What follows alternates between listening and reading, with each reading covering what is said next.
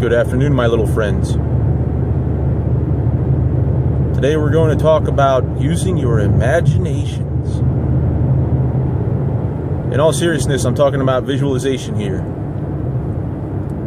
What is visualization, you might ask? Very simply put, it's using your imagination to visualize, to see in your mind every single part of a lift before you actually complete it. So this may take a bit of practice if you're not used to it. What you're going to do is get yourself into whatever mental state you need to be able to perform the lift. And this can be used from your submaximal to your maximal lifts. Some people need a lot of energy, so to speak. They work themselves up almost into a frenzy to where you think they might just kill somebody today. Some other people are pretty quiet, more reserved, so to speak. I like to think I'm a little more in the middle of that road. Not necessarily needing a frenzy, but hey, we're not having tea party here. This is working with weights that can hurt people. So what we're going to do is take that entire lift, break it down, every sequence from the moment the bar comes into view to the moment you re-rack it, or if you're deadlifting, placing it gently upon the ground. Like that happens, right? So what you're going to do is imagine the smells, the lighting, the clothes you're going to be wearing, the feeling of chalk on your fingers if you use chalk, the tightness of your belt if you wear a belt, everything. Gripping the bar, unracking the bar, or setting it, and I've heard people call it pulling the slack out if you're deadlifting, and taking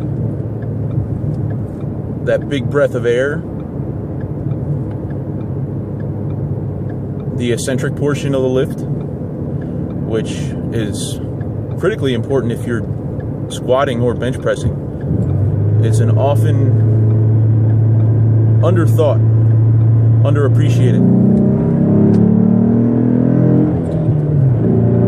portion of every lift.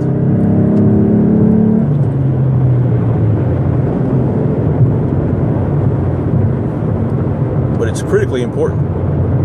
If you look at the best power lifters in the world, you'll see they do everything exactly the same way. Every single set, every single rep, all the way from their warm-ups to their working reps. There's no screwing around, especially when you're talking about major weights that can kill a person. So now you've gone through half the lift. Now here's the important part. You need to imagine that bar moving all the way from wherever it started at the bottom of the eccentric part of the lift through the concentric motion. This is key because if you can see that happening in your head, you can do it in real life. If you've been training properly and you're not using crazy amounts of weight that you've never touched before, say going 50-pound jumps over your last PR in the gym, you might have problems.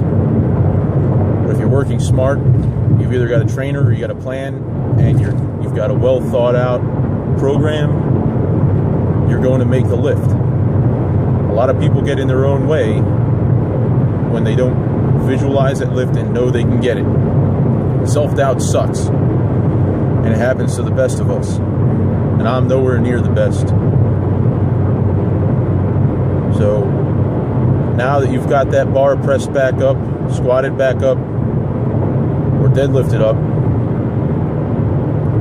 the hard part's over. Re-rack it. If you're deadlifting, put it back on the ground. I've seen some people just drop it. okay, if that's what you're planning to do, if you're only working the lift itself. But I think some federations will disqualify you if you just drop the bar from a full lockout, on purpose at least. So the key takeaways from this video: use your imagination, and also use your visualization to rid yourself of fears or doubts, because those are really what defeat us when we're talking about heavy lifts.